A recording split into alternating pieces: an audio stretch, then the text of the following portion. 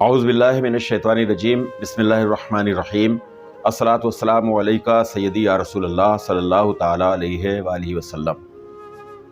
नाज़रीन व सामीन, अस्सलामु अलैकुम व रहमतुल्लाहि व बरकातुहू। अक्सर दुनिया के अलग अलग हिस्सों में देखते हैं हम कि ज़लज़ले आते रहते हैं, भूचाल जिसे हम कहते हैं, अर्थक्वेक। तो कभी किसी मुल्क में आता है, कभी किसी मुल्क में आता है, और ज़लज़ला आने से बड़ी तबाहियाँ भी होती हैं। कभी कभी तो ये होता है कि पूरे के पूरे शहर वीरान हो जाते हैं, हज़ारों लाखों अमवात भी हो जाया करती हैं। इन दिनों भी ज़लज़ले कसरत से आ रहे हैं, और आका सल्लल्लाहु ताला अलैहि वसल्लम ने इरशाद फरमाया है कि क़ुर्बे क़यामत, जब क़यामत करीब होगी तो कसरत से ज़लज़ले आएंगे। तो कसरत से ज़लज़ले आ रहे हैं, महीने में 2-4 बार तो ज़लज़ला कहीं ना कहीं दुनिया के किसी न किसी हिस्से में आता है।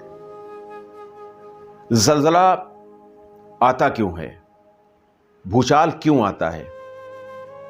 साइंसदानों ने इसके साइंटिफिक रीजंस बताए हैं, वजूहात बताई हैं कि इन वजहों से आता है। लेकिन इस्लाम क्या कहता है, ज़लज़ला के बारे में कुरान का क्या फरमान है? हमारे नबी मुस्तफ़ा जान रहमत सल्लल्लाहु ताला अलैहि वसल्लम का क्या फरमान आली शान है ज़लज़लों के बारे में? तो आज आइए इसी बारे में हम जानते हैं कि ज़लज़ला आने का सबब क्या है, क्या वजह है, ज़लज़ला क्यों आता है।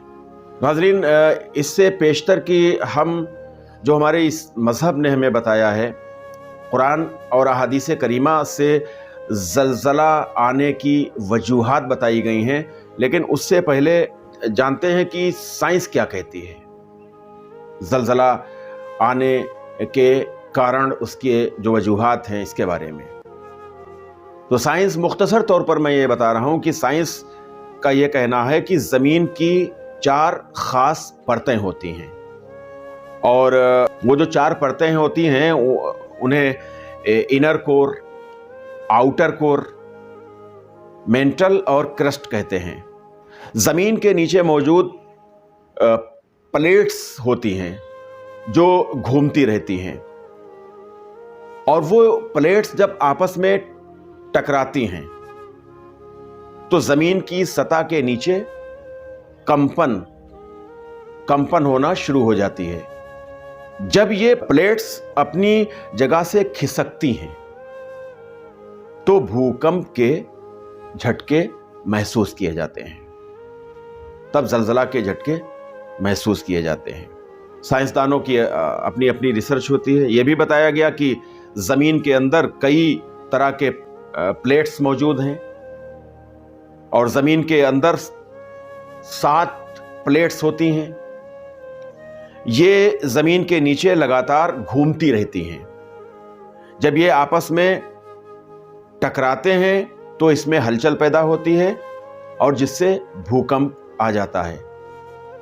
लबे लुबाब यह है कि ज़मीन के नीचे प्लेट्स हैं जो आपस में टकराती हैं, जब तब ज़लज़ला आता है।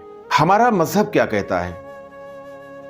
आला हज़रत फ़ाज़िल बरेलवी रहमतुल्लाह ताला अलैह से ये सवाल किया गया, और ज़लज़ला आने के असबाब के बारे में, वजूहात के बारे में अलग अलग मौक़ों पर सवाल किया गया। तो फ़ाज़िल बरेलवी रहमतुल्लाह ताला अलैह ने इसका जवाब इनायत फरमाया। सबसे पहले सरकार सैयदी आला हज़रत रहमतुल्लाह ताला अलैह ने फरमाया कि ज़लज़ला आने की जो वजह है, असली वजह, वो आदमियों के गुनाह हैं। आदमियों के गुनाह की वजह से, आदमियों के गुनाह के सबब ज़लज़ले आते हैं। खास जो वजह है वो ये है, अब पूरी दुनिया में आप देख लीजिए, पूरी दुनिया में किसी भी दुनिया के किसी भी मुल्क में आप देख लीजिए कि आज क्या हो रहा है। बड़े बड़े गुनाह, اور ستم بالائے ستم یہ ہے، ظلم یہ ہے کہ گناہ کیے جا رہے ہیں اور گناہ کو گناہ سمجھا نہیں جا رہا ہے۔ آہستہ آہستہ ذہنوں سے گناہ کا جو تصور ہے وہ ختم ہوتا جا رہا ہے۔ تو خاص بات جو اعلیٰ حضرت نے فرما دی کہ آدمیوں کے گناہ کے سبب زلزلے آتے ہیں۔ اچھا، پیدا کیسے ہوتا ہے زلزلہ؟ تو اس کے بارے میں اعلیٰ حضرت فرماتے ہیں کہ ایک پہاڑ جو تمام زمین کو محیط ہے، ایک پہاڑ ہے جو تمام زمین کو گھیرے ہوئے ہے، اور اس کے ریشے زمین کے اندر اندر سب جگہ پھیلے ہوئے ہیں۔ اب دیکھیے، جو پلیٹس کی بات کی گئی ہے، جو ریشے یہاں پر اعلیٰ حضرت فرما رہے ہیں، ریشے، پہاڑ کے ریشے، اور سائنسدان پلیٹس بتا رہے ہیں، وہی ریشے وہی پلیٹس ایک ہی ہیں۔ تو اس پہاڑ کے ریشے زمین کے اندر اندر سب جگہ پھیلے ہوئے ہیں، جیسے بڑے درخت کی جڑیں دور تک اندر اندر پھیلی ہوتی ہیں۔ دیکھا بھی درخت، دیکھیے آپ، ایک درخت جتنا پرانا ہوتا جاتا ہے اس کی جڑیں ایک جگہ پر لگا ہوا ہے۔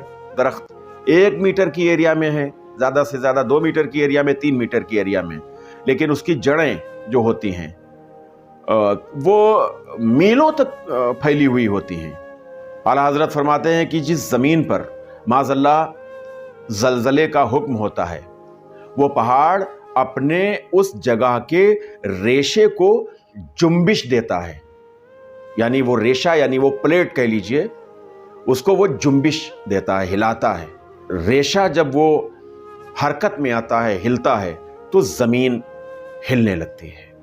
ایک بار یہی سوال اور کسی صاحب نے اعلیٰ حضرت سے کیا، تو اعلیٰ حضرت نے اس کا تفصیل سے جواب عنایت کیا، اور قرآن کے حوالے سے اللہ تعالیٰ قرآن پاک میں ارشاد فرماتا ہے کہ تمہیں جو مصیبت پہنچتی ہے تمہارے ہاتھوں کی کمائیوں کا بدلہ ہے، اور بہت کچھ معاف فرما دیتا ہے۔ جو مصیبتیں آتی ہیں یہ ہمارے ہاتھوں کی کمائیوں کا بدلہ ہے، اور بہت کچھ اللہ تعالیٰ معاف بھی فرما دیتا ہے، وہ غفور الرحیم ہے۔ اعلیٰ حضرت فرماتے ہیں کہ زلزلہ آنے کی جو وجہ ہے وہ تو گناہوں کے سبب ہے۔ آتا کیسے ہے؟ وہ ایک پہاڑ ہے، جیسا کہ پہلے میں نے عرض کیا کہ ایک پہاڑ ہے، اس کا نام قاف ہے، قاف، اور اسے کوہ قاف بھی کہتے ہیں۔ وہ ہمارے پہاڑ ہوتا ہے، تو اس کی ریشے کی، وہ جو کوہ قاف ہے اس کے ریشے کی حرکت سے زلزلہ آتا ہے۔ اللہ تعالیٰ نے تمام زمین کو محیط یعنی گھیرے ہوئے ایک پہاڑ پیدا کیا ہے جس کا نام قاف ہے۔ کوئی جگہ ایسی نہیں ہے جہاں اس کے ریشے زمین میں نہ پھیلے ہوں۔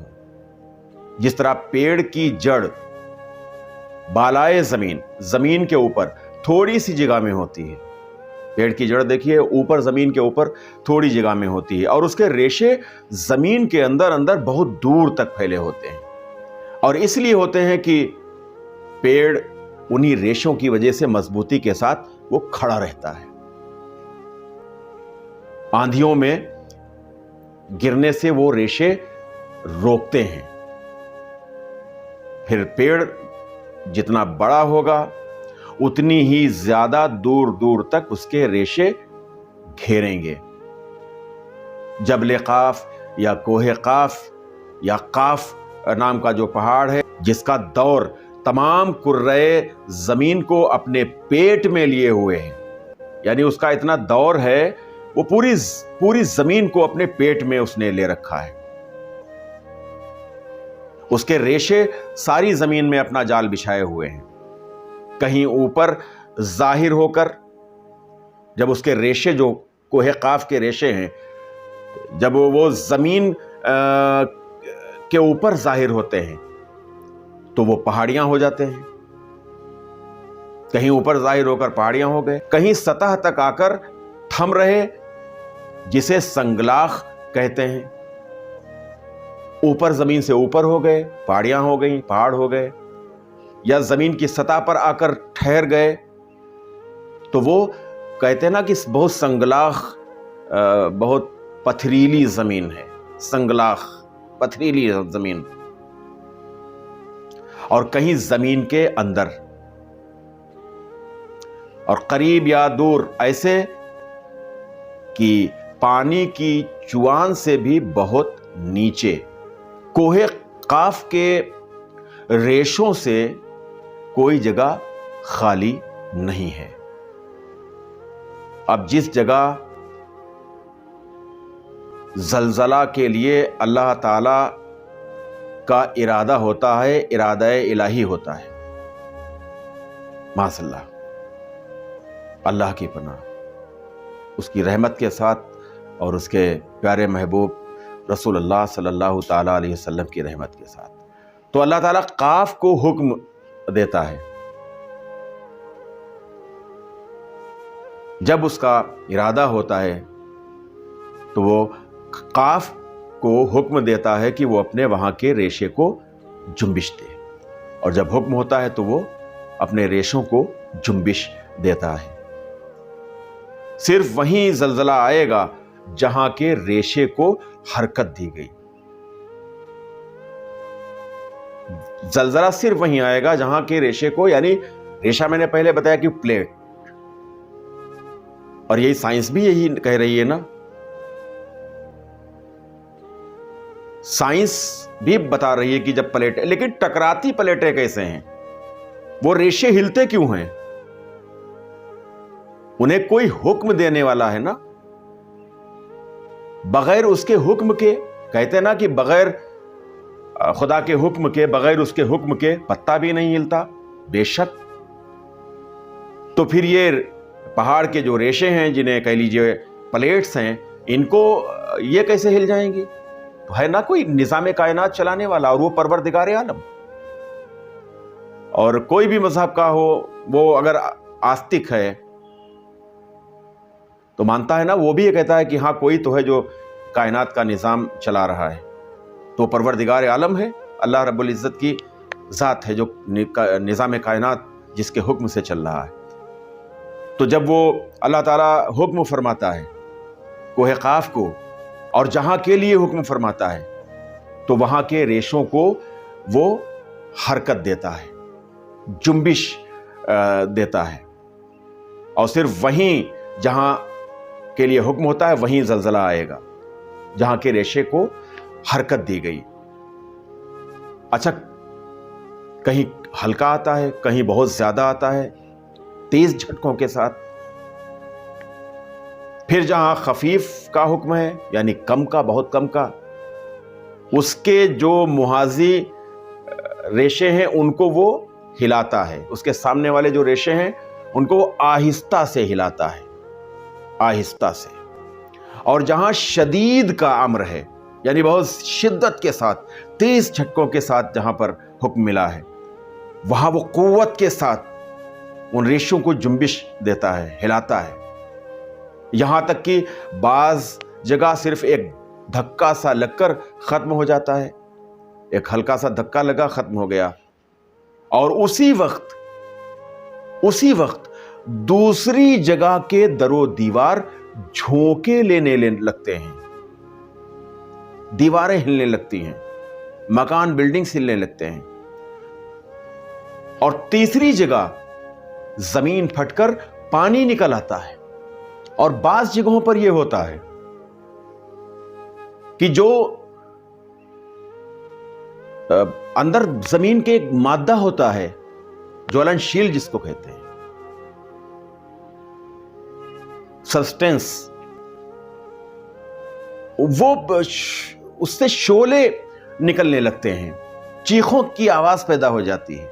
زمین کے نیچے رطوبتوں میں حرارت شمس کے عمل سے بخارات سب جگہ پھیلے ہوئے ہیں، یعنی جو زمین کے نیچے جو ترل پدارتھ ہیں،